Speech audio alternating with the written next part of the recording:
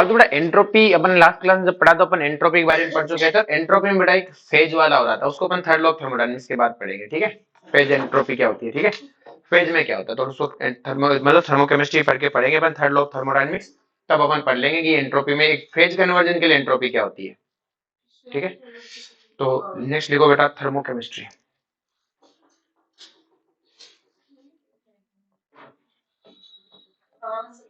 उस लेक्चर में मैंने फोकस डाला था, मैं शायद देख ली लेक्चर और इसमें पानी गिरा था, वो भी देखा था। चलो जी, तुम पानी गिरा था, चुप हो जाए। मैं थर्मोकेमिस्ट्री आप देखो ध्यान से कि थर्मोकेमिस्ट्री क्या होती है बेटा, कि सिंपल सी कहानी। सबसे पहले को बेटा एंथैल्पी ऑफ रिएक्शन या heat of reaction, enthalpy of reaction,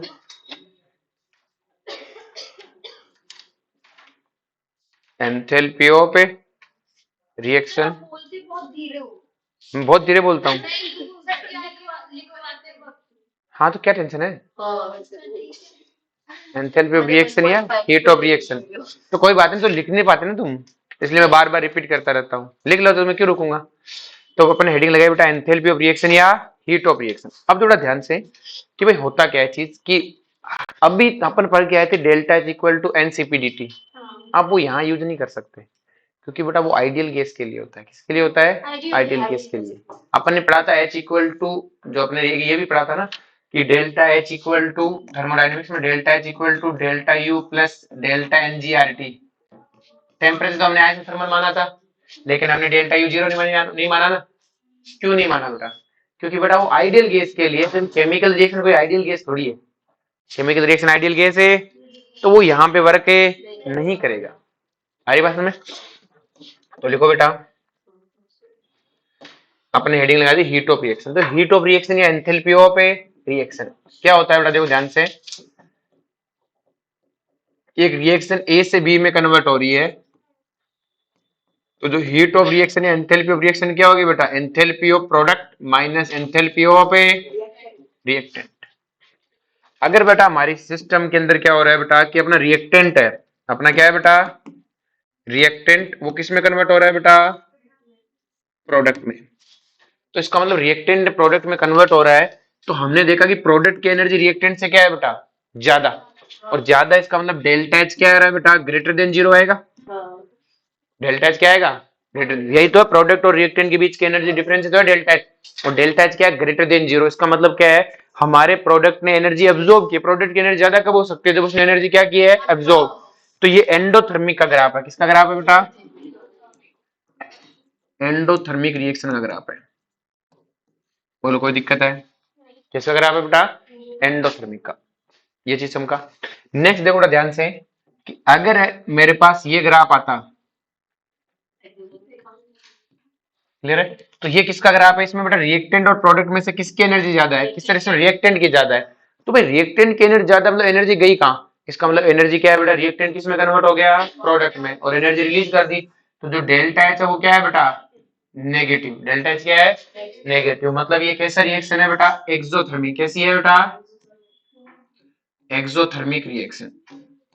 और आपको पता है ग्राफ में जिसमें रिएक्टेंट और प्रोडक्ट की एनर्जी सेम हो जाए, तो उसे नाम कुछ नहीं है, इक्विलिब्रियम कुछ नहीं है। क्लियर है, एनर्जी बराबर भी हो सकती है। ये तुमने देखा था फ्लिपिंग में, नाइट्रोजन की जो फ्लिपिंग होती है उसमें बराबर एनर्जी पे जाता है, sp2 के जाता है, उसमें ये ग्राफ आता है। क्लियर है, तो वो एक ही कंपाउंड है, उसकी दो फ्लिपिंग में ऐसा ग्राफ बनेगा जो ऑर्गेनिक में पढ़ते हैं। बाकी टाइम ऐसा ग्राफ है नहीं आएगा रिएक्शन में। बोलो कोई दिक्कत है ना। चल चल चल यार, हाँ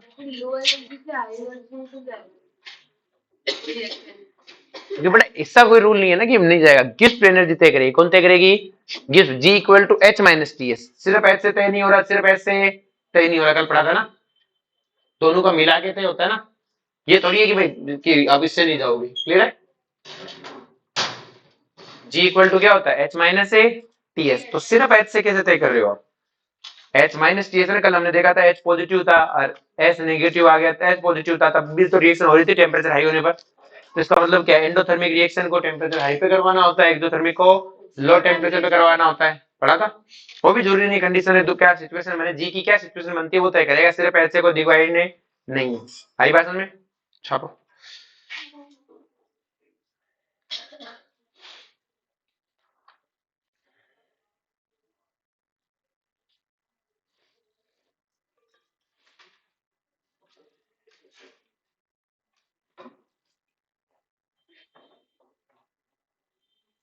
नेक्स्ट लिखो बेटा, रूल्स फॉर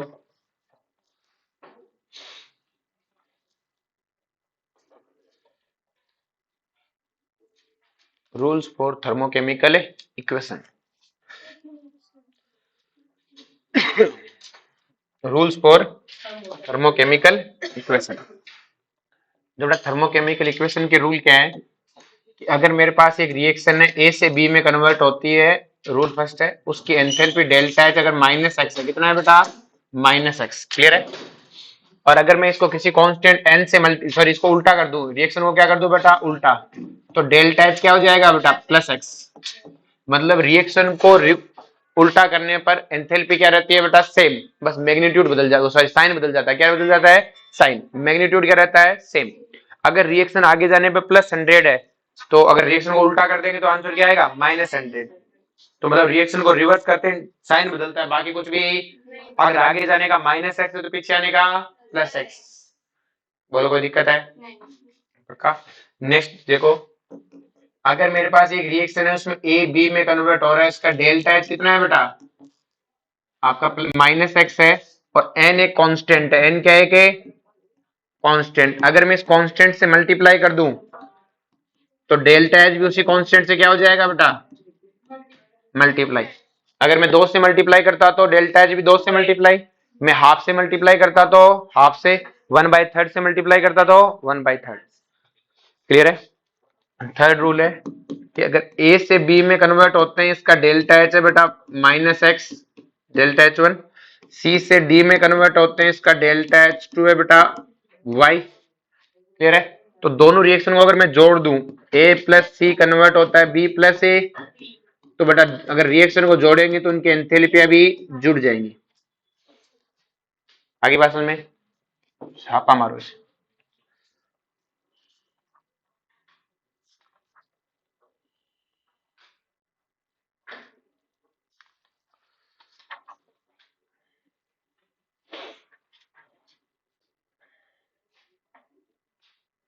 जो थर्मोकेमिस्ट्री में कुछ नहीं है बेटा 8-9 डेफिनेशन है, डेफिनेशन पकड़ लो सारे क्वेश्चन हो जाएंगे।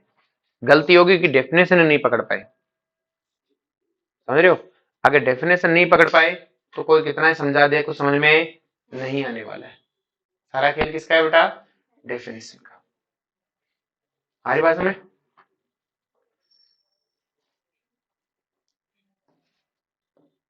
लिख लेता। नेक्स्ट लिखो बेटा, एंथैल्पी ऑफ फॉर्मेशन या heat of formation, heat of formation या एंथैल्पी ऑफ फॉर्मेशन। बेटा यहाँ पे केमिकल रिएक्शन से प्रेशर कांस्टेंट ही है, क्लियर है? इनका नाम रिएक्शन का नाम आ जाता है ना तो वो वाली चीजें है ही नहीं जो अपन पढ़ गए ना थर्मोडायनेमिक्स में, delta H equal to NCP DT रू है ही नहीं यहाँ पे। वो आइडियल गैस के लिए कहानी है वो सब। यहाँ पे दोनों क्या है सेम ही है, क्योंकि वो फॉर्मूले वो रूल्स तो यहाँ लगते ही नहीं है। रिएक्शन है ना बेटा, रिएक्शन पे वो रूल नहीं लगते हैं। हमारी बात में तो एंथैल्पी ऑफ रिएक्शन बोलो चाहे हीट ऑफ रिएक्शन। अब तो बड़ा ध्यान से कि भाई एंथैल्पी ऑफ फॉर्मेशन को अपने को पढ़ना है तो उसके लिए हमें एक चीज पढ़नी होती है जिसका नाम होता है बेटा most stable common occurring form. Form बोल दो कुछ भी बोल दो, तो लिखो पॉइंट बना के most stable common occurring form. Most stable common occurring form मतलब सबसे ज्यादा स्टेबल होनी चाहिए, और कॉमन अकरिंग मतलब जनरली मिलनी भी चाहिए। तो अकेली बात नहीं कि सिर्फ स्टेबल ही देखना है, और ये भी नहीं कि सिर्फ कॉमन अकरिंग भी देखनी है, दोनों का मिक्स होना चाहिए। दोनों का क्या होना चाहिए मिक्स। बात क्लियर है कि स्टेबल भी ज्यादा होने चाहिए, वैल्यू थोड़ी कम स्टेबल है लेकिन कॉमन अकरिंग बहुत ज्यादा है तो उसी को चूज कर लेंगे। क्लियर है? अब हमने कहा कि कॉमन अकरिंग थोड़ी कम है लेकिन स्टेबल बहुत ज्यादा है, तब भी उसी को चूज कर लेंगे। क्लियर है? तो हमें क्या होता है बेटा कि कौन कौन से एलिमेंट की, जैसे मैं एलिमेंट लिखूं बेटा,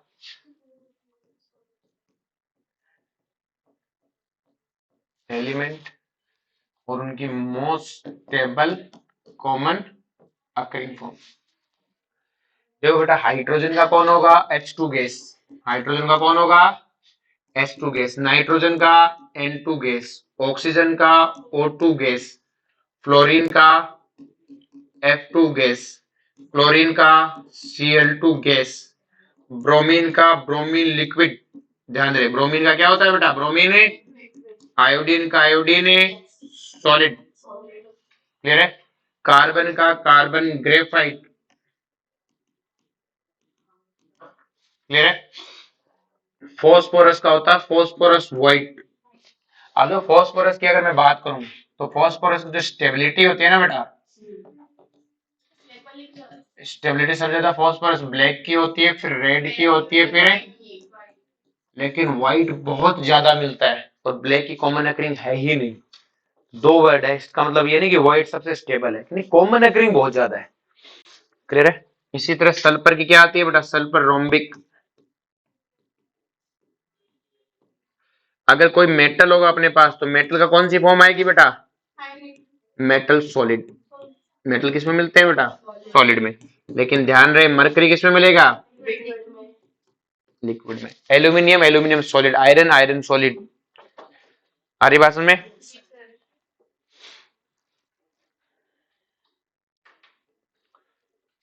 अब बेटा अपन ने क्या कर रखा है, अपन ने एज्यूम कर रखा है, अपन ने क्या कर रखा है बेटा, एज्यूम कि सर क्या, कि हमने ये एज्यूम कर रखा है कि जो most stable common occurring form होती है ना, उसकी स्टैंडर्ड फॉर्मेशन एंथैल्पी जीरो है। स्टैंडर्ड कौन सी, स्टैंडर्ड। जरूरी नहीं कि बाकी जीरो, स्टैंडर्ड कितनी है, जीरो। और वो भी एज्यूम्ड है वो। क्लियर है? तो लिखो बेटा, वी एज्यूम्ड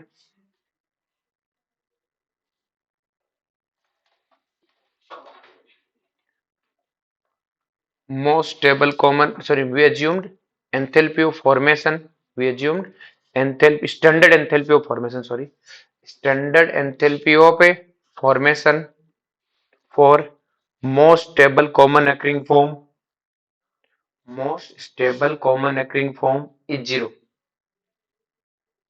is zero। हमने ये एज्यूम कर रखा है कि नहीं पता नहीं, लेकिन most stable common occurring form की क्या कर रखी है बेटा, हमने जीरो एज्यूम कर रखी है। लिख लिया? अब देखो एंथैल्पी ऑफ फॉर्मेशन क्या है। तो बेटा देखो, हमें किसी कंपाउंड का एक मोल बनाना है। पहली चीज देखो, डेफिनेशन बहुत इंपॉर्टेंट है। कितने मोल बनाने बेटा, एक मोल। और एक मोल तो बनाने हैं, लेकिन बनाने मोस्ट स्टेबल कॉमन अकरिंग से। किससे बनाने, दो मोल बन गया तो गड़बड़ है, और मोस्ट स्टेबल कॉमन अकरिंग नहीं हुई तो गड़बड़ है। मतलब रिएक्टेंट में क्या होना चाहिए, मोस्ट स्टेबल है कॉमन अकरिंग, और प्रोडक्ट कितना होना चाहिए, एक मोल। तो क्या रिएक्टेंट भी एक मोल होना चाहिए, कितना, आपकी मर्जी कितना है लो। प्रोडक्ट एक मोल से ज्यादा, रिएक्टेंट की क्या कंडीशन है कोमल, वो कितना भी हो सकता है और मोस्ट स्टेबल होना चाहिए।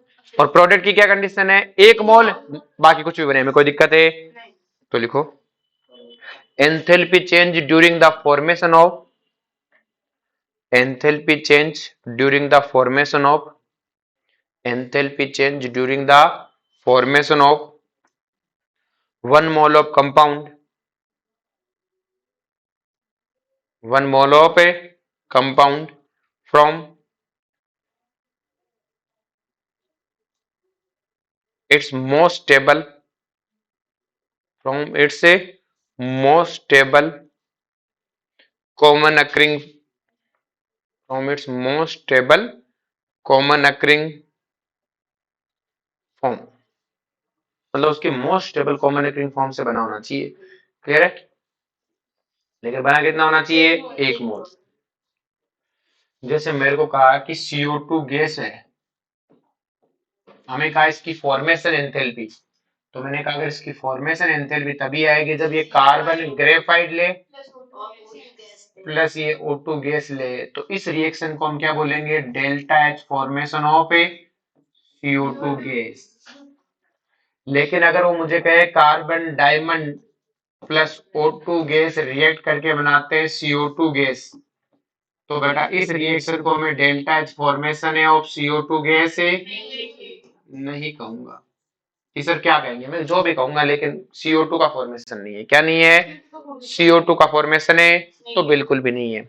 मुझसे कहा गया कि H2O गैस है, उसकी फॉर्मेशन एंथैल्पी बताना, तो आप क्या लिखोगे? Plus half O2 gas. इधर आप हाफ कुछ भी लेना, इधर ही बैलेंस करना, उधर कुछ गड़बड़ है। मैंने कहा अमोनिया की फॉर्मेशन, अमोनिया गैस की फॉर्मेशन क्या लिखोगे? Half N2 gas plus 3/2। अब बच्चे तुम गलती क्या करते हो, तुम इसको 2 से मल्टीप्लाई कर देते हो, फिर ये 2 अमोनिया जाती है और वो फिर अमोनिया की फॉर्मेशन निकल आती। इधर 2 नहीं होना चाहिए, मतलब वो कहना है अमोनिया की फॉर्मेशन रिएक्शन, इधर 2 नहीं होना चाहिए मतलब नहीं होना चाहिए, कहानी खत्म। एक ही होना चाहिए। कितना होना चाहिए? एक। 2 होते ही गड़बड़ है, 2 होते ही गड़बड़ है, होनी नहीं चाहिए 2। मुझसे कहा गया कि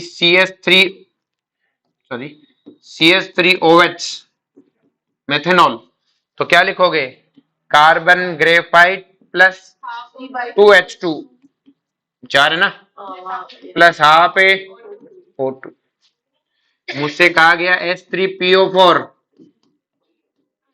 phosphorus white plus 3/2H2 plus 2O2। बोलो कोई दिक्कत है? नहीं। उतारो से।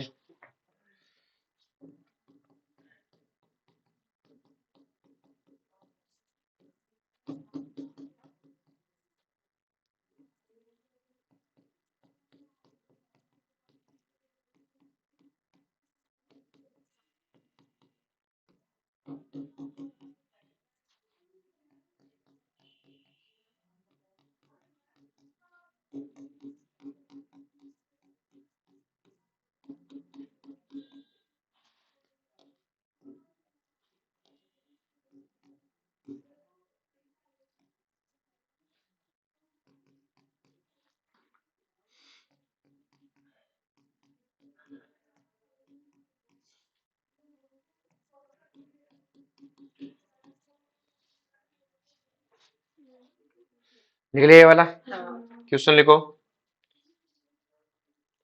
इन which of the following reaction, in which of the following reaction, in which of the following reaction heat of reaction, heat of reaction equal to heat of formation, इनमें से कौन सी रिएक्शंस है? मल्टीपल चॉइस है।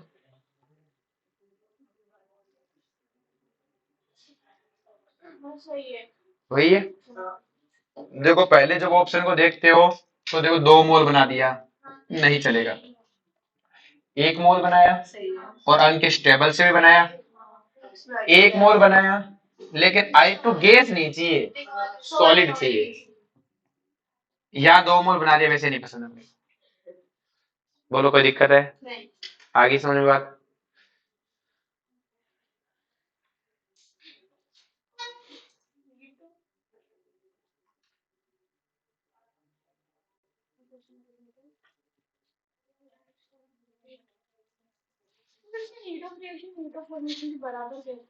उसी heat of reaction को heat of formation बोलेंगे। नहीं, इस रिएक्शन में क्या फॉर्मेशन हुआ है, तो इस रिएक्शन को क्या बोलेंगे? Heat of formation.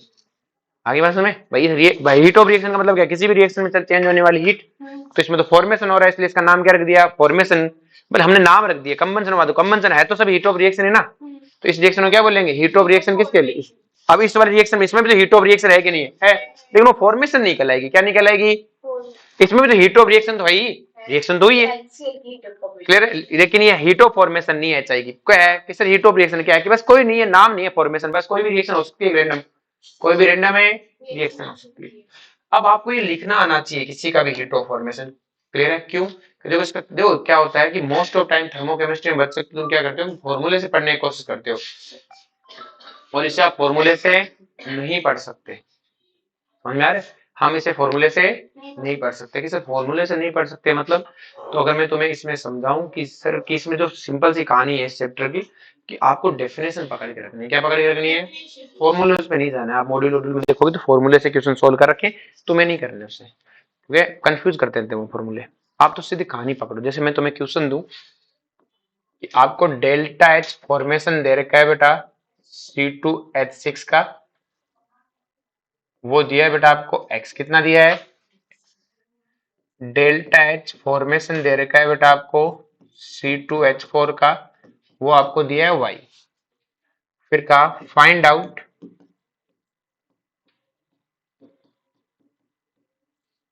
heat of reaction, find out a heat of reaction for this reaction। आपको इस रिएक्शन की हीट ऑफ रिएक्शन निकालनी है। क्या है? C2H4 प्लस H2 रिएक्ट करके बनाते हैं C2H6।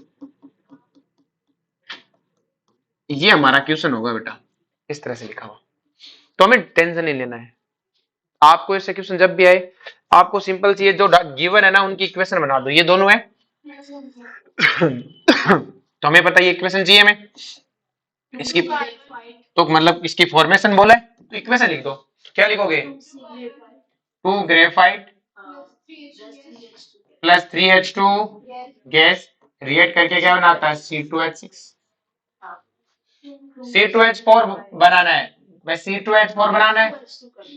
2 graphite plus 2H2 gas, दोनों की रिएक्शन आ गई। आपको फौरन से क्या कर देना है? उनकी रिएक्शन लिख देनी है। फॉर्मेशन बोला है, कंबंशन बोलेगी तो कंबंशन की रिएक्शन लिख दी। अब मुझे इस रिएक्शन की चाहिए गिवन डाटा है, तो देखो मैंने हमेशा से कहा दोगलों पे विश्वास से नहीं करना है, बाकी चुपचाप काम कर दो। कैसे? कि मुझे पता है इनको जोड़ूंगा घटाऊंगा यही उन्हें, तो मुझे पता जो डेल्टा एच है उन दोनों रिएक्शन को जोड़ना ही है। मुझे चाहिए C2H4, बताओ कौन सी रिएक्शन देगी बेटा? नीचे वाली को उल्टा। सुनो सही, नीचे वाली देगी, लेकिन मुझे चाहिए किसमें? रिएक्टेंट में। उसमें कहां दे रखा है? प्रोडक्ट में। मतलब नीचे वाले रिएक्शन को उल्टा करना पड़ेगा। उल्टा करेंगे तो ये क्या हो जाएगा? -y। बोलो कोई दिक्कत है? मुझे H2 चाहिए, मैंने कहा तू दो रिएक्शन में दोगला का मतलब क्या होता है? जैसे H2 दो रिएक्शन में आ रहा है, मैंने कहा तू तो दोगला है, तू तो इग्नोर। दोगले को क्या करते हैं बेटा? इग्नोर, भूल जाओ इसे। क्लियर है कि तू तो दोगला है। फिर हमने क्या देखा बेटा? हमें क्या चाहिए? C2H6। कौन दे रहा है C2H6? फर्स्ट रिएक्शन वाली दे रही है। क्या मुझे प्रोडक्ट में चाहिए? वहां पर भी प्रोडक्ट में। कोई उल्टा उल्टा करने की जरूरत है क्या? नहीं, सीधा क्या आ जाएगा? प्लस एक्स आएगा ना, तो क्या हो जाएगा? x माइनस ए वाई। असल में इसी को बोलते हैं हेस्लो। क्या बोलते हैं? कैसे भी रिएक्शन को जोड़ आंसर वही आना है, किसी भी पाथ से एनर्जी का टोटल सम क्या आना है? सेम। अब इसको जो ये तो अपन सीधा कर दिया, इसका तरीका क्या था बेटा? कि भाई हमें ये इक्वेशन चाहिए, तो पहले वाले नीचे वाली इक्वेशन को उल्टा करते हैं। C2H4 कन्वर्ट होता है 2 ग्रेफाइट में प्लस 2H2 गैस में, तो ये कितना हो जाता? -y। और पहले वाली रिएक्शन क्या है? 2 ग्रेफाइट प्लस 3H2 रिएक्ट करके बनाता है C2H6। ये कितना है? x। जब दोनों को जोड़ते तो ग्रेफाइट से ग्रेफाइट कट जाता, 3H2 से एक H2 कट जाता, क्या जाता? C2H4 प्लस ए C2H6, और दोनों को जोड़ा तो x माइनस ए। पर ऐसा करना ही क्यों है? ऐसा लिख के उल्टा सुल्टा सीधा लिखो ना, अपना तो आंसर है। क्लियर है? और कोई फॉर्मूला नहीं चाहिए हमें, कोई फॉर्मूला नहीं चाहिए। आई बात में? तो अपनी कॉपी में जो सबसे तेज लिखेगा उसे नाम देंगे। साथ साथ नहीं लिखना था।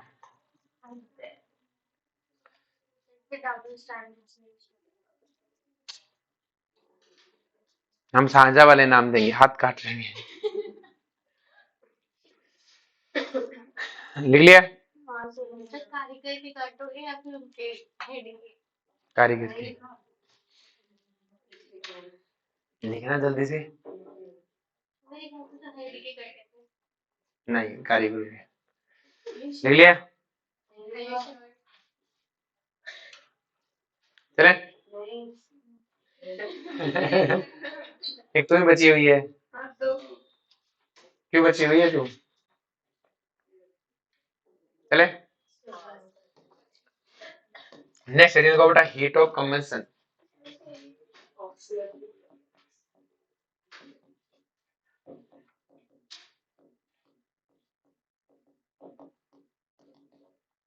तो बेटा हीट ऑफ कंबंशन क्या होता है कि बेटा अब की बार मोस्ट स्टेबल वाला तो पंगा ही नहीं है। किसी को भी जला दो, लेकिन 1 मोल जलाना है। क्या जलाना है? प्रोडक्ट कुछ भी बने, कोई लेना देना नहीं है। ठीक है। पहले क्या था बेटा? लेना देना था। 1 ही मोल बनना चाहिए, मोस्ट स्टेबल हो कितना ही लो। अब की बार रिएक्टेंट 1 मोल होना चाहिए और कुछ भी बने, लेकिन पूरा जलाना है। क्या जलाना है? तो कंप्लीट कंबंशन होना चाहिए। तो लिखो, कोई पंगा नहीं है, ही नहीं स्टेबल कॉमन एग्रीगेट का। ठीक है, लिखो enthalpy change, enthalpy change during the complete combustion of, enthalpy change during the complete combustion of 1 mole compound, 1 mole compound in the presence of excess of oxygen, in the presence of excess of oxygen। जैसे मैंने बेटा carbon diamond को जलाया तो क्या बनेगा बेटा? CO2 gas. इस रिएक्शन की एंथैल्पी को क्या बोलेंगे? Delta H combustion for carbon diamond. मैंने कार्बन ग्रेफाइट को जलाया तो क्या बनेगा बेटा? CO2 gas. इसे क्या बोलेंगे? Combustion of graphite. लेकिन आप देखो बेटा, ये CO2 की फॉर्मेशन को भी फॉलो करता है। बोलो, कोई दिक्कत है? CO2 की फॉर्मेशन भी है। तो कई बार क्या कहता है कि ग्रेफाइट की कंबंशन की रिएक्शन x है, -x है, तो फॉर्मेशन कितना होगा? CO2 का फॉर्मेशन कितना है? -x। दोनों सेम आ रही है, एक इक्वेशन दोनों को फॉलो करती है। CO2 का फॉर्मेशन भी यही है, ग्रेफाइट का कंबंशन भी। लेकिन क्या ये CO2 का फॉर्मेशन है क्या? कि सर ये CO2 का फॉर्मेशन है, क्योंकि CO2 की फॉर्मेशन की definition most stable common acting से चलती है। तो ये कंबंशन है। क्या है बेटा? मैंने जैसे लिखा H2 प्लस O2 रिएक्ट करके बनाते हैं बेटा H2O, हाफ O2। तो क्या ये मैं delta H combustion of H2 लिख सकता हूँ बेटा? और इसको मैं delta H formation of H2O लिख सकता हूँ। दोनों सेम रिएक्शन को फॉलो करते हैं। नेक्स्ट वन है बेटा अपने पास में CO प्लस हाफ O2, क्या बनाएंगे बेटा? CO2 gas. तो क्या ये delta H combustion carbon monoxide है बेटा? लेकिन delta H formation of CO2 नहीं है। नेक्स्ट मैंने carbon plus half O2 reaction बनाया कार्बन मोनोऑक्साइड। क्या ये बेटा कार्बन ग्रेफाइट का कंबंशन है? कार्बन ग्रेफाइट का कंबंशन है कि नहीं है? है? नहीं है, क्योंकि कार्बन का कंप्लीट कंबंशन होना चाहिए और ये इनकम्प्लीट कंबंशन है। ये क्या है बेटा? इनकम्प्लीट कंबंशन हुआ ना, इनकम्प्लीट कंबंशन पे तो बनता है। और हमें कंबंशन कब बोलना है बेटा? ये इनकम्प्लीट है, हमें क्या चाहिए बेटा? कंप्लीट। बोलो, कोई दिक्कत है? क्या दिक्कत है? ये वाला, ये फॉर्मेशन कैसे होगा CO2 का? बताओ, CO2 का फॉर्मेशन कैसे होना चाहिए? मोस्ट स्टेबल कॉमन एक्टिंग से। तो बताओ, कार्बन का most common acting carbon monoxide कब से होने लगा? बता, क्या कार्बन मोनोऑक्साइड किसी का most stable common acting form है क्या कार्बन का? तो फिर हाँ, CO का कंबंशन हो रहा है। किसका कंबंशन हो रहा है? CO का। तो मैंने बोल दिया CO का कंबंशन। क्लियर है? पर CO2 का फॉर्मेशन तो नहीं है ना। हाँ, इस रिएक्शन में किसका कंबंशन होकर CO बना, लेकिन ये तो इनकम्प्लीट कंबंशन है। कैसा है बेटा? इनकम्प्लीट। हमें क्या चाहिए बेटा? कंप्लीट। CO कार्बन बेटा मोनोऑक्साइड कब बनती है? इनकम्प्लीट कंबंशन में तो बनती है ना कार्बन मोनोऑक्साइड। जब कार्बन को अच्छे से जलाया नहीं जाए, कम ऑक्सीजन की कम प्रेजेंस होती है, तो इनकम्प्लीट कंबंशन से कार्बन मोनोऑक्साइड बनती है, मर जाते हैं लोग। क्लियर है? डिपेंड करता है कूलिंग पे। कंबंशन में वो वेपर भी हो सकता है और लिक्विड भी हो सकता है। बाद में कूल कर दिया तो लिक्विड है, बाद में कूल नहीं किया तो वेपर है। ये CO की फॉर्मेशन, हाँ CO की फॉर्मेशन हो सकती है, कोई दिक्कत नहीं। ऐसे आपको क्या बोल सकते हो रिएक्शन को? Delta H formation of CO, उसमें कोई दिक्कत नहीं है। CO की फॉर्मेशन बोले सकते हो, कोई दिक्कत नहीं है, डेफिनेशन फॉलो करती है। नेक्स्ट वन है बेटा, जैसे अब तुम्हें कह दिया C2H5OH का कंबंसन करवाना है, तो क्या कराओगे? CO2 प्लस ए H2O, 2 CO2, 5 रह के 6, 3 H2O, कितने ऑक्सीजन हुए बेटा? 4 और 3 7, तो 3 H2O, एक ऑक्सीजन पहले से क्लियर है। तो ये क्या हो गया बेटा? Delta H combustion of methanol, ethanol sorry.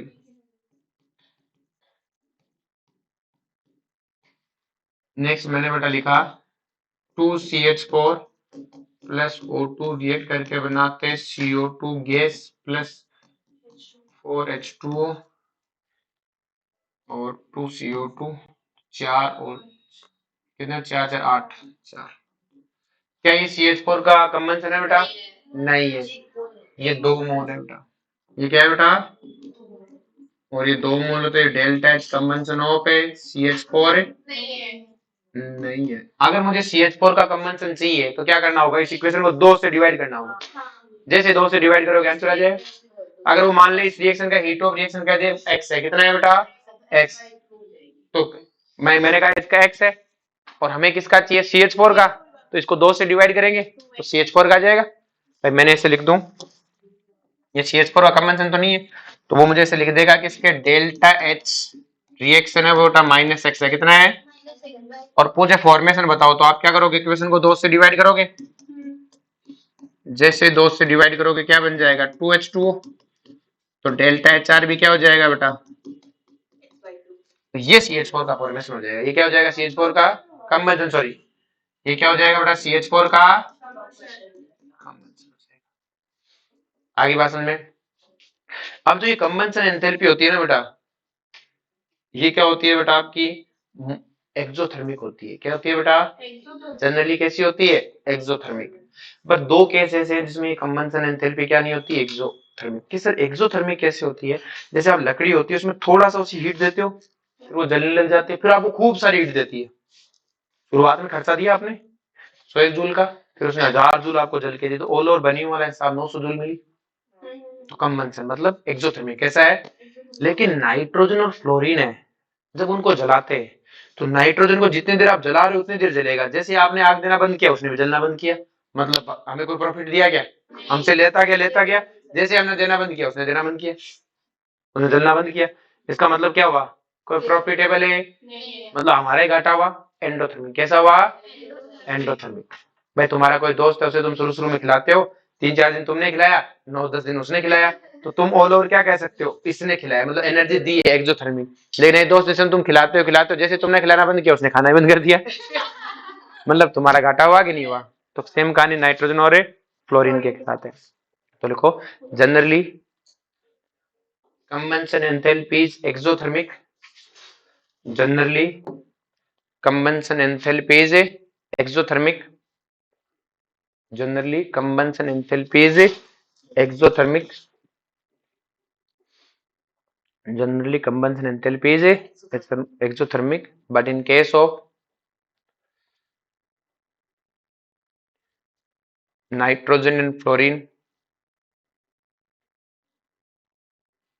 heat of combustion is endothermic. ऐसा क्यों हुआ? क्योंकि बेटा नाइट्रोजन एक तो स्टेबल कंपाउंड है। क्या है बेटा? स्टेबल। और बेटा फ्लोरीन वाले केस में बेटा OF2 बनता है। क्या बनता है? ऑक्सीजन पे +2 चार्ज आता है। क्या आता है? तो इलेक्ट्रॉन निकालना ऑक्सीजन से बहुत बड़ी बात है, और इलेक्ट्रॉन भी मोर इलेक्ट्रोनेगेटिव है, तो इनका डेल्टा H कैसा है बेटा? Greater than 0। क्या है बेटा? एंडोथर्मी का ग्रेटर देन तो होता है, बाकी सबका कैसा है बेटा? Less than 0।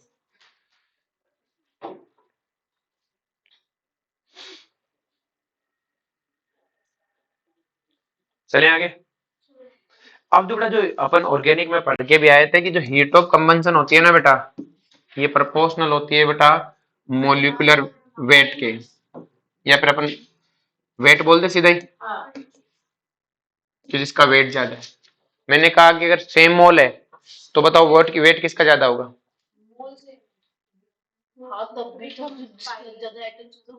जिसके मोल सेम है तो किसका वेट ज्यादा होगा?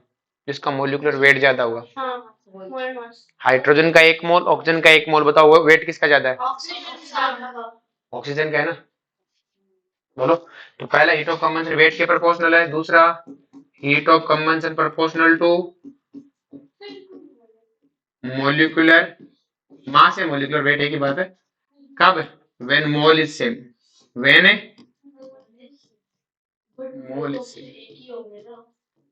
हाँ सॉरी, इसमें मोल तो हमेशा एक ही लेना है, तो अपन इसको हटा ही देंगे, मोल तो हमारा एक ही है, सॉरी। मोल तो हमेशा हमें कितना लेना है बेटा? एक ही लेना है। तो हीट ऑफ कंबंशन किसके प्रोपोर्शनल है बेटा? मोलिकुलर वेट के। वेट में गलती सीख बोल रही है, तो मोल तो हमेशा कितना लेंगे? एक। और एक ही मोल पे है तो हम हमेशा क्या बोलेंगे? हीट ऑफ कंबंशन क्या है? मोलिकुलर वेट के। बोलो कोई दिक्कत है? जिसका मोलिकुलर वेट ज्यादा है, क्योंकि मैंने मोल तो हाइड्रोजन का 1 मोल लिया, ऑक्सीजन का 1 मोल लिया, बताओ वेट किसका ज्यादा है? ऑक्सीजन का है, उसके 32 ग्राम है। बोलो कोई दिक्कत है? नेक्स्ट वन है बेटा, तो पहला पॉइंट हो गया। सेकंड है बेटा, heat of combustion inversely proportional to stability. Stability के क्या होता है बेटा? Inversely proportional when molecular weight is same. ये स्टेबिलिटी वाला पंगा क्या है भाई, कि स्टेबिलिटी के इनवर्सली प्रोपोर्शनल क्यों होती है? तो अगर मैंने तुम्हें पहले भी एग्जांपल दिया था, आज फिर से वही है कि लकड़ी और घास को जलाएं तो एनर्जी कौन देगा? देखो, आपने क्या लिया बेटा? लकड़ी लिए बेटा, और अपने क्या लिए बेटा? घास। क्या लिए बेटा? घास। हमने दोनों का सेम थिंग लिया है, ठीक है। तो अगर मैं इसको जलाऊं तो ये जलाने में 20 जूल एनर्जी लेगा। कितना लेगा बेटा? 20 जूल। और घास को जलाने के लिए कितनी चाहिए बेटा? 1 जूल एनर्जी चाहिए। भाई घास को जलाने के लिए क्या चाहिए? एक माचिस का टुकड़ा। और लकड़ी को जलाने के लिए कम से कम थोड़ा पेट्रोल डाल के आग लगानी पड़ेगी। 20 जूल एनर्जी लगेगी कि नहीं लगी? लेकिन दोनों का मोलिकुलर वेट सेम है, तो ये भी 100 जूल देगा और ये भी 100 जूल देगा। दोनों बराबर एनर्जी देंगे, क्योंकि सेम वेट जलेगा, सेम एनर्जी है। लेकिन इसने पहले 20 लिया, फिर 100 दिया, 80 जूल। और ये बोलो कोई दिक्कत है? कि सर ये तो बात अलग लगा गई। ये कितना आया? 80, और उसने कितना दिया? 99। बोलो कोई दिक्कत है? तो बनी वाला हिसाब इसने शुरुआत में, जो कोई स्टेबल कंपाउंड है तो पहले एनर्जी किसमें लग जाएगी बेटा? उसको अनस्टेबिलिटी तोड़ने में, अपना खर्चा लग गया। उसके बाद उसने हमें एनर्जी दी। तो ऑल ओवर हिसाब क्या हुआ? पहले हमारा 20 जूल का लगा, फिर उसने 100 दिया, तो हिसाब में 80 आया। लेकिन एक अनस्टेबल को हमने 1 जूल दिया, 1 जूल में काम बन गया, फिर उसने 100 दिया, 99 का फायदा हुआ। अब जैसे कोई मरना चाहता है, अनस्टेबल कौन होता है? मरना चाहता है। अब वो टंकी के ऊपर खड़ा है, आपको क्या करना होगा? जाके धक्का ही तो मारना है, आपका कोई खर्चा। लेकिन आप कोई मरना नहीं चाहता, जिसने प्रेम है, मरना नहीं चाहते, तुम इसे मारना चाहते हो, तुम उसको बिल्डिंग के ऊपर लेके जाओगे, तुम्हें इसे पहले खींच खींच के ऊपर ले जाना पड़ेगा, तो तुमने फिर एनर्जी दी, फिर से ज्यादा धक्का दोगे। क्लियर है? ले जाएंगे बांध बूंद के फिर हुई। तो इसे मारना है, तो सिंपल सी कहानी, तुम्हें एनर्जी देनी पड़ी, एनर्जी देनी पड़ी, क्योंकि ये मरना नहीं चाहती। और जो कोई मरना चाहता है उसको तो आपको क्या है? धक्का ही तो देना है। तो मतलब क्या है सिंपल सी कहानी, कि घास और लकड़ी में से अगर मैं तुम्हें बात करूं तो इन दोनों में से अनस्टेबल कौन है? घास। आप लकड़ी और घास को जमीन में पटक दो, घास डिकम्पोज हो जाएगी। मतलब अनस्टेबल तो खुद ही तैयार बेटा कि कोई आए और मार दे, जबकि स्टेबल है वो रेजिस्ट करेगा। वो क्या करेगा? रेजिस्ट करेगा। क्लियर है? तो सिंपल सी कहानी, अगर कोई मॉलिक्यूल स्टेबल है तो पहले आपको उसकी स्टेबिलिटी तोड़नी पड़ेगी। तो हमें इससे बहुत आसानी से पता लग जाता है कोई स्टेबल है कि नहीं है। मैंने कहा कि बेटा एक की हीट ऑफ कंबंशन ज्यादा है, इसका मतलब वो क्या? अनस्टेबल है। वो क्या है बेटा? अनस्टेबल है। बोलो कोई दिक्कत है? देखिए,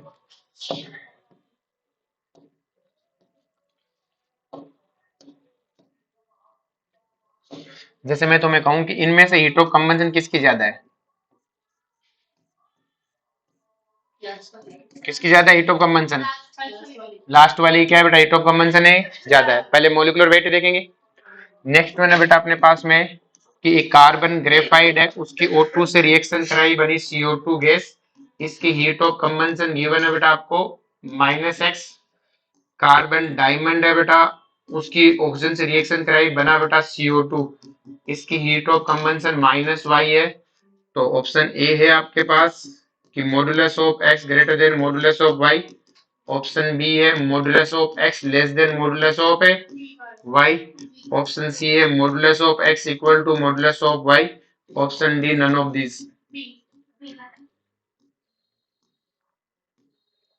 बोलो भाई। बी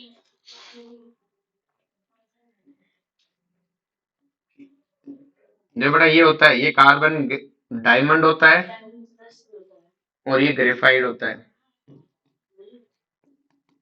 एनर्जी किसकी कम है बेटा? ग्रेफाइट। ग्रेफाइट की एनर्जी क्या है बेटा? डायमंड से कम है। तो स्टेबिलिटी किसकी ज्यादा है? उससे क्यों नहीं होता? थर्मोडायनेमिकली स्टेबल नहीं होता डायमंड। क्लियर है? तो स्टेबिलिटी किसकी ज्यादा है बेटा? ग्रेफाइट डायमंड से क्या है बेटा? ज्यादा स्टेबल है। और अगर बेटा ग्रेफाइट डायमंड से ज्यादा स्टेबल है तो सिंपल सी कहानी है। अब मुझे बताइए, ज्यादा स्टेबल है ये कम स्टेबल है, तो ज्यादा स्टेबल वाले की एनर्जी कम होगी, तो मतलब एक्स क्या होगा? वाई से छोटा। माइनस तो ऐसे ही है, ये -500 रिलीज करेगा, ये -600 रिलीज करेगा। बताओ ज्यादा किसने रिलीज की? एक मिनट, एक का बोल। तो ये तो रिलीज होने वाली बात है ना, हम देंगे वो नहीं, खुद देगा। जो स्टेबल है वो तो देगा ही नहीं ना। खुद मतलब दोनों ने 100 दी, पर इसने स्टेबल तोड़ने के लिए पहले ज्यादा ले ली, तो ओलो हिसाब तो कम ही आएगा ना। तो इससे स्टेबल है वो कम देगा, स्टेबल है वो कम देगा। कम दी मतलब ये -500 और ये -600। माइनस तो बस रिलीज को दिखाता है। तो बताओ कम किसने दी? डायमंड, ग्रेफाइट ने। तो मतलब एक्स किससे छोटा है? वाई से। अगर मैं तुम्हें एक क्वेश्चन दूं कि फॉस्फोरस व्हाइट है, उसकी डेल्टा एच कंबंशन बेटा आपको दिया हुआ है एक्स, कितना दिया हुआ है? -x। फॉस्फोरस रेड का डेल्टा एच कंबंशन क्या दिया हुआ है? -y। और फॉस्फोरस ब्लैक का डेल्टा एच कंबंशन कितना दिया है? -z। तो बेटा सिंपल सी कहानी है। तो ये सबसे ज्यादा स्टेबल है, सो अनस्टेबल है, तो सब ज्यादा ये रिलीज करेगा। एक्स का modulus greater than y, y का मॉडुलस ग्रेटर देन z।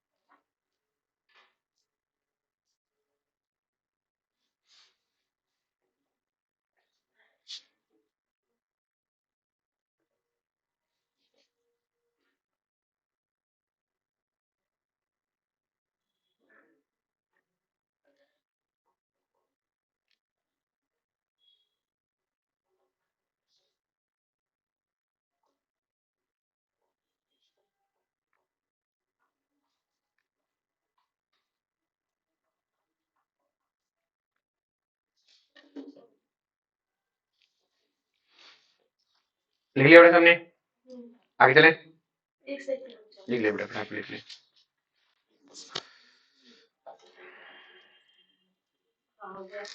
चले लिख दो बेटा ध्यान से।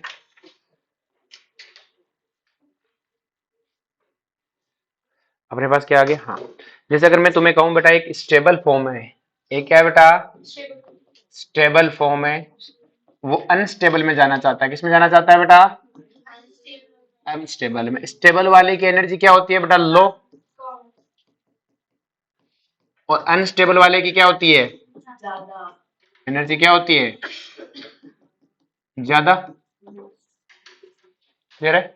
अगर ये स्टेबल वाला है, ये अनस्टेबल में जाना चाहता है, तो इससे एनर्जी क्या करनी पड़ेगी बेटा? गेन करनी पड़ेगी, अपनी एनर्जी बढ़ानी है। तो स्टेबल से अनस्टेबल में जाना क्या है बेटा? एंडोथर्मिक। क्या है बेटा? एंडोथर्मिक। और अनस्टेबल वाला स्टेबल में जाना चाहता है, तो अपनी एनर्जी कम करनी पड़ेगी। तो ये क्या है बेटा? एक्सोथर्मिक। क्या है बेटा? एक्सोथर्मिक। बोलो कोई दिक्कत है इसमें? चलो जी,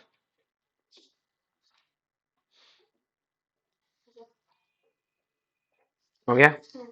नेक्स्ट हेडिंग लगाओ बेटा, बॉन्ड एनर्जी।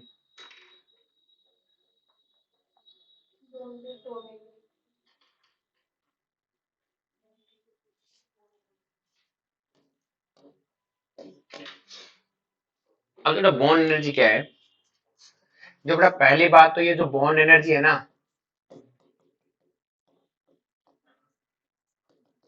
ये डिफाइन है किसके लिए बेटा? गैसियस मॉलिक्यूल के लिए। किसके लिए डिफाइन है? Gaseous molecule. तो लिखो bond energy is defined,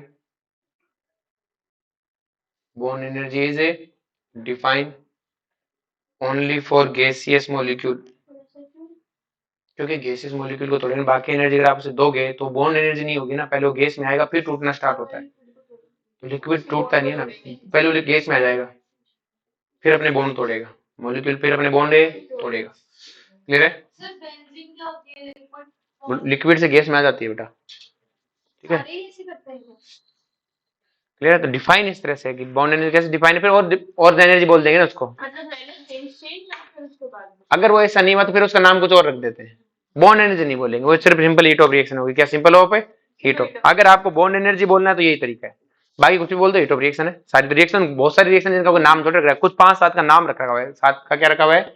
नाम। बाकी भी तो रिएक्शंस है। तो लिखो enthalpy change, enthalpy change,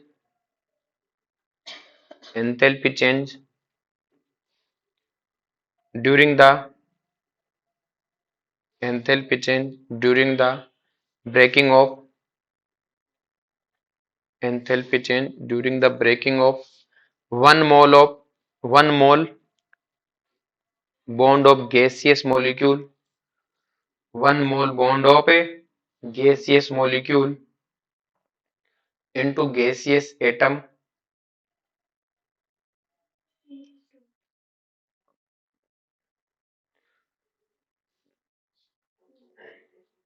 known as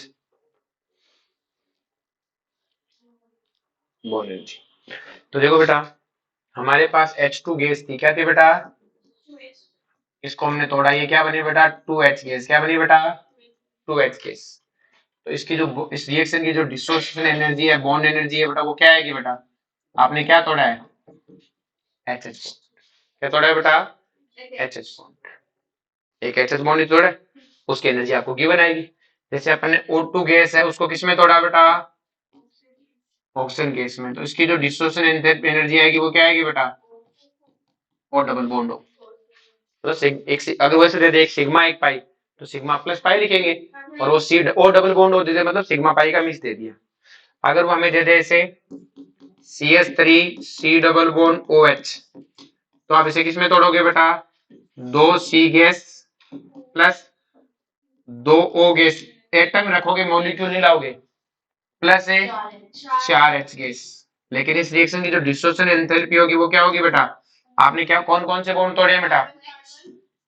आपने तोड़ा है बेटा कार्बन कार्बन, तो एक तो CC बॉन्ड तोड़ा है, प्लस आपने 3 CH बॉन्ड तोड़े हैं, एक आपने कार्बन डबल बॉन्ड ओ तोड़ा है, कार्बन ऑक्सीजन बॉन्ड तोड़ा है, एक आपने OH बॉन्ड तोड़ा। क्या तोड़ा है? OH बॉन्ड तोड़ा। क्लियर है? अगर हमें ऐसे लिख दे CH3 CH double bond CH2, तो इसके लिए क्या आएगा बेटा? 3C gas 6 CH bond 6H gas. तो लिखो पहले 6H गैस, और कुछ थोड़ी बच गया, 3 2 5 6, ये आएगा। अब आपने इसकी जो डिसोसिएशन एंथैल्पी आएगी वो क्या आएगी बेटा? हमने क्या तोड़े? 3 CC एक CC बॉन्ड तोड़ा है, प्लस एक C डबल बॉन्ड C तोड़ा है, 6 CH बॉन्ड तोड़े। 6 क्या तोड़े? अब देखो इसमें एग्जामिनर ये भी कर सकता है कि वो इन 3 CH की अलग दे और इन 4 की, इन 3 की अलग दे। ये sp2 वाला है और ये sp3 वाला है, दोनों अलग अलग है ना।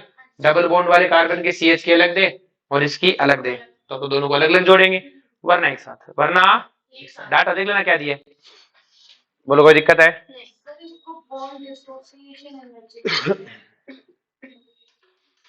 कोई दिक्कत है इसमें? छापा मारो इसे जितना जल्दी मार सकते हो।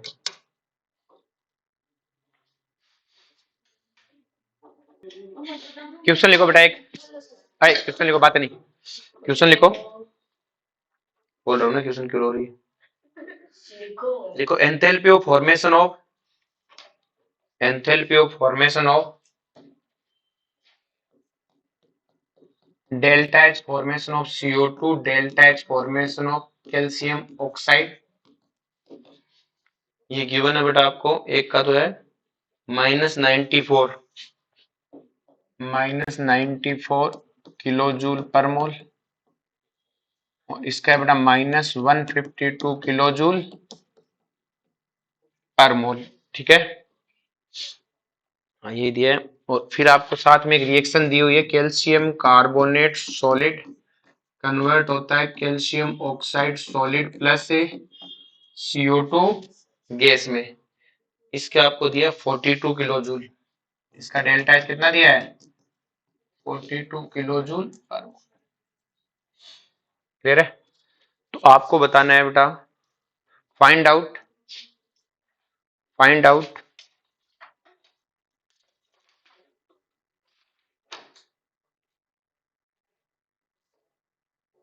Find out formation find out of calcium carbonate, find out heat of formation of calcium carbonate, find out heat of formation of A calcium carbonate. चलो बताओ फटाफट।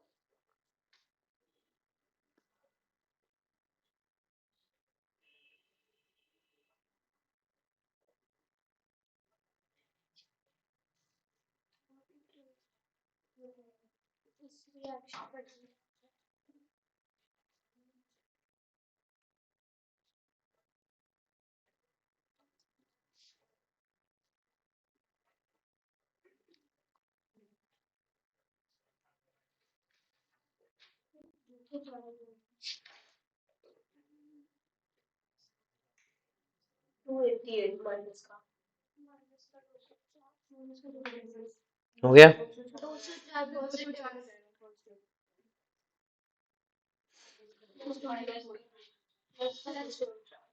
देखो बेटा, हमें क्या चाहिए, हमें जिस रिएक्शन का चाहिए वो क्या है बेटा, कैल्शियम कार्बोनेट का फॉर्मेशन। क्या चाहिए?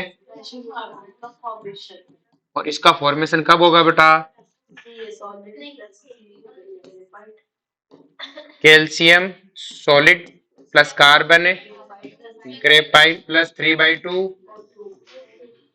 हमें रिएक्शन चाहिए बेटा, इसका तो हमें चाहिए, लेकिन हमें इसका दिया हुआ है CO2 का फॉर्मेशन, मतलब ये किसका है, carbon graphite plus O2 react करके क्या बनाते हैं, CO2 गैस। ये calcium solid plus ½ O2 reaction करके बनाता है कैल्शियम ऑक्साइड। ये 3 रिएक्शन गिवन है। मुझे चाहिए कैल्शियम सॉलिड, कौन सी रिएक्शन देगी बेटा, सेकंड वाली, डायरेक्ट चाहिए। तो डेल्टा एच क्या हो जाएगा बेटा, -152। फिर मुझे क्या चाहिए, ग्रेफाइट, कौन देगा बेटा, सेकंड वाली। तो डायरेक्ट चाहिए, मतलब ये यहाँ पे रिएक्टेंट में, मुझे भी कहाँ चाहिए, रिएक्टेंट में, तो कुछ चेंज करने की जरूरत है नहीं है। फिर ऑक्सीजन, ऑक्सीजन तो इसमें भी आ रहा है, इसमें भी आ रहा है, दोगला है, क्या है बेटा, दोगला, इग्नोर। फिर मुझे क्या चाहिए, कैल्शियम कार्बोनेट, कौन देगा बेटा, ये वाली रिएक्शन देगी। लेकिन यहाँ रिएक्टेंट में मुझे चाहिए प्रोडक्ट में, इसको क्या करना पड़ेगा, उल्टा, उल्टा करते ये क्या हो जाएगा, बोलो कोई दिक्कत है? देखो आपको कुछ करने की जरूरत ही नहीं, अपने आप आंसर आता है। हाँ बेटा, माइनस है, दे रखा है, नहीं रहा। अच्छा यहाँ क्यों आया, मुझे कैल्शियम चाहिए, मुझे चाहिए था, क्या चाहिए था, कैल्शियम सॉलिड। कौन सी इक्वेशन देगी, ये वाली देगी ना, सेकंड वाली। मेरा कैल्शियम सॉलिड का है रिएक्टेंट में, ये भी क्या है रिएक्टेंट में, तो आगे लिखना चाहिए, तो मैं तो सीधा लिख दिया। आगे समझ में? सबका सही था? क्यों?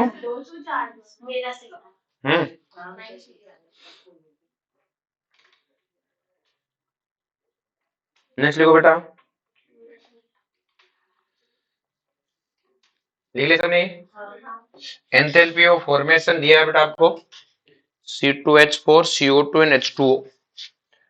आपको delta H formation of C2H4 delta H formation of CO2 और delta H formation of H2O liquid. यह आपको दिया हुआ है, एक का 52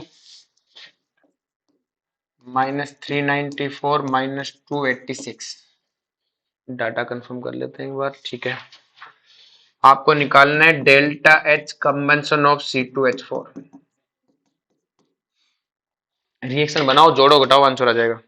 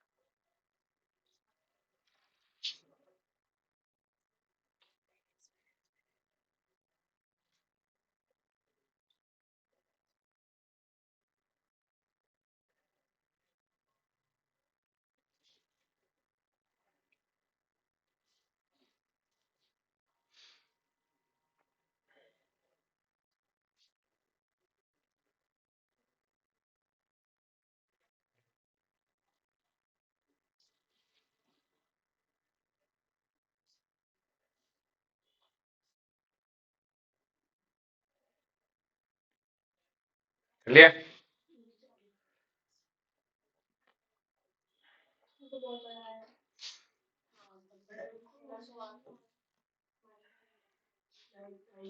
जल्दी करो थोड़ा सा। 1412 माइनस का माइनस का 1412 माइनस का 1412। क्या बात है, खूब बढ़ाया बेटा। ठीक है, आंसर आ सकता है, कोई दिक्कत नहीं। जो C2H4 है बेटा, इसका फॉर्मेशन है, तो आप क्या लिखोगे? C2H4 का फॉर्मेशन कैसे होगा बेटा? Carbon graphite, 2 carbon graphite plus 2H2 react करके क्या बनाएगा? C2H4। कितना दिया बेटा? 52। CO2 का formation carbon graphite plus O2 gas react करके बनाएंगे CO2। कितना है? -394। फिर H2 लिक्विड के लिए H2 प्लस से हाफ O2 गैस मिलके क्या बनाएंगे? H2O liquid. कितना दिया है बेटा? -286। फिर हमें जिसका पूछा है वो क्या है बेटा? C2H4 का कंबंशन प्लस 3O2 क्या बन जाएगा? 2CO2 प्लस हमें ये चाहिए। मुझे C2H4 चाहिए, बताओ कौन सी इक्वेशन देगी बेटा? फर्स्ट वाली इक्वेशन। अब हमें यहाँ प्रोडक्ट में मुझे चाहिए रिएक्टेंट में, क्या करना पड़ेगा? उल्टा, -52।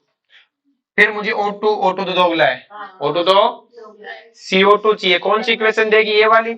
इसका दुगना करना होगा, तो -2 इंटू 394। फिर मुझे H2O लिक्विड चाहिए, लेकिन मुझे इसका भी क्या चाहिए? दुगना, तो -2 इंटू 286। सबका सम कर देंगे, क्या आ जाएगा? Delta H. बोलो, आसान एकदम, कोई दिक्कत है? नहीं नहीं, सही, कोई दिक्कत नहीं। यहाँ से समझ में आया सबको? नेक्स्ट स्टडी लगो, इसे उतार लिया।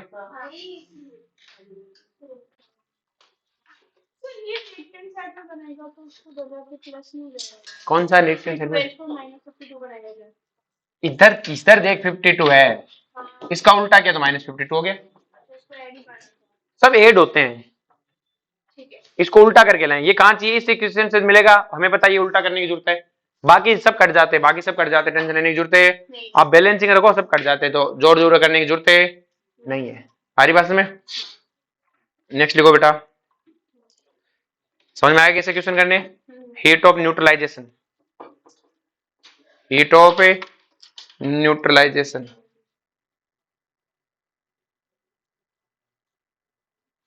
लिखो बेटा, enthalpy change, enthalpy change during the neutralization of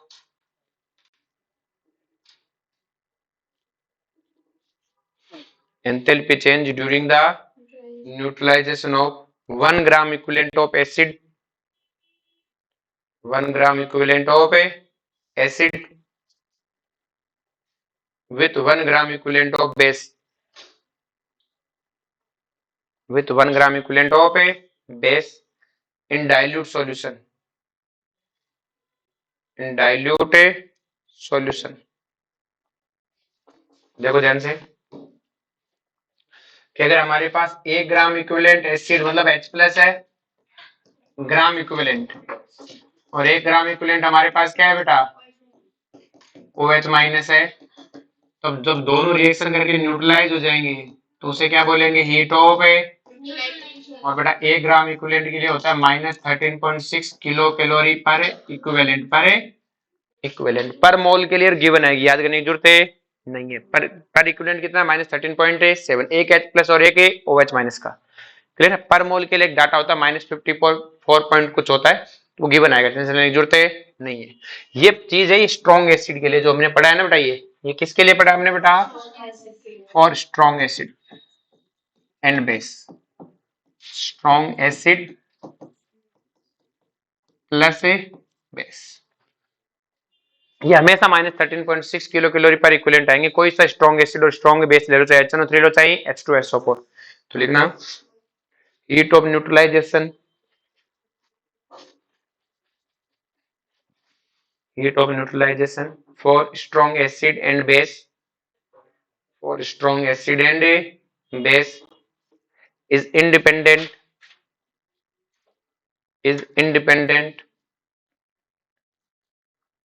over nature of strong acid and base। strong acid और बेस के नेचर से कोई लेना देना। अब जैसे मैंने लिखा H2SO4 प्लस NaOH रिएक्शन करके बनाएंगे बेटा Na2SO4 प्लस H2O। मैंने कहा बेटा इसका 1 मोल है, इसके 2 मोल हैं, तो बताओ हीट ऑफ न्यूट्रलाइजेशन कितना आएगा। देखो ये 1 मोल है, लेकिन इसके ग्राम इक्विवेलेंट कितने होंगे 2, क्योंकि इसका एन फैक्टर कितना है 2, क्योंकि एसिड का एन फैक्टर कितना होता है बेटा 2। इसका ग्राम इक्विवेलेंट कितना है बेटा 2, क्योंकि इसका एन फैक्टर कितना है 1। बोलो कोई दिक्कत है, तो दोनों के ग्राम इक्विवेलेंट, इसके भी 2 ग्राम इक्विवेलेंट, इसके भी कितने ग्राम इक्विवेलेंट है 2, और जब दोनों के ग्राम इक्विवेलेंट 2 है तो हमें पता है 1 ग्राम इक्विवेलेंट पे कितना होता है बेटा 13.7, तो 2 ग्राम इक्विवेलेंट पे कितने होंगे, हीट ऑफ न्यूट्रलाइजेशन कितना आ जाएगा 2 इंटू -13.7, तो कितना हो जाएगा 27.4 किलो कैलोरी पर इक्विवेलेंट, सॉरी माइनस अंदर में, आसान है।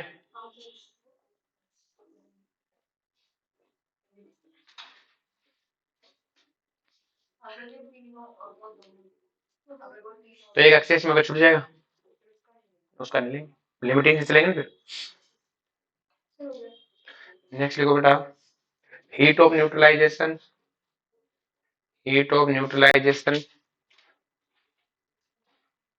For weak acid, heat of neutralization for weak acid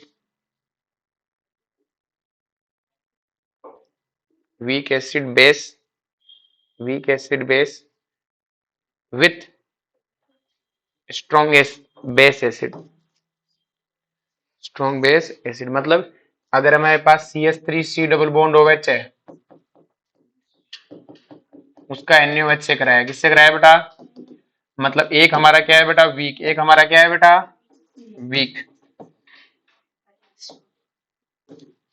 एक क्या है बेटा हमारा स्ट्रॉन्ग, तो क्या बनेगा बेटा CH3C double bond O negative plus H2O। तो ये क्या था बेटा स्ट्रॉन्ग बेस, क्या था बेटा, और ये क्या है बेटा वीक है, तो इसकी जो हीट ऑफ न्यूट्रलाइजेशन आनी चाहिए थी वो कितनी आनी चाहिए -13.7, एक H प्लस OH माइनस पे इतनी होती है।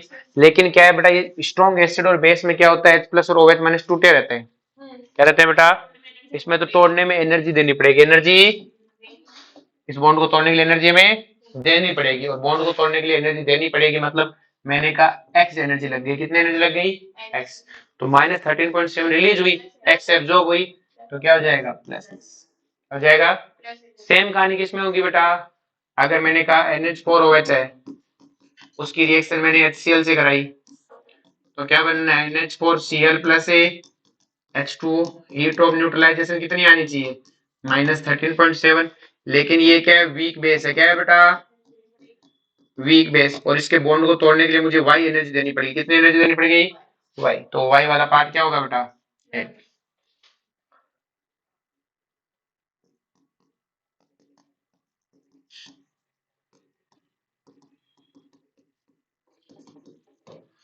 अगर बेटा एक वीक एसिड और एक वीक बेस को ऐड करवा दे तो रे,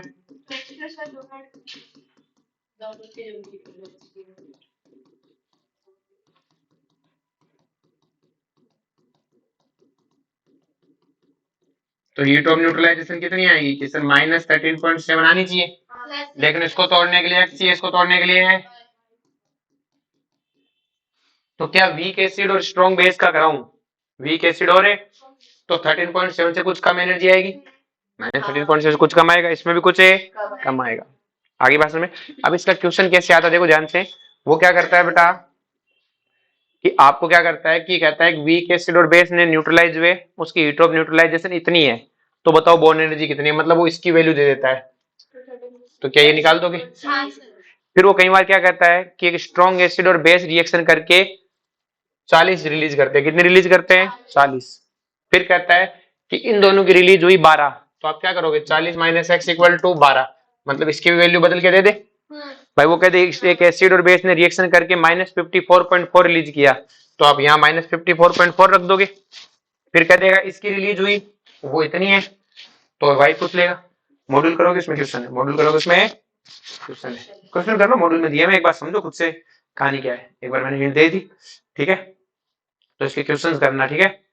और कल ये चैप्टर खत्म कर देंगे। पर इतना सा थर्मोकेमिस्ट्री आसान है। थर्मोकेमिस्ट्री क्वेश्चन बहुत सारे, उड़ा दो, ठीक है। जब खत्म हो जाए, कल आधी बची हुई है ना। किरचॉफ, एक तो देख किरचॉफ इक्वेशन मत करना, हीट ऑफ सॉल्यूशन ये मत करना, वो तुम्हें दिख जाएगा पढ़ाया हुआ ही नहीं, ठीक है।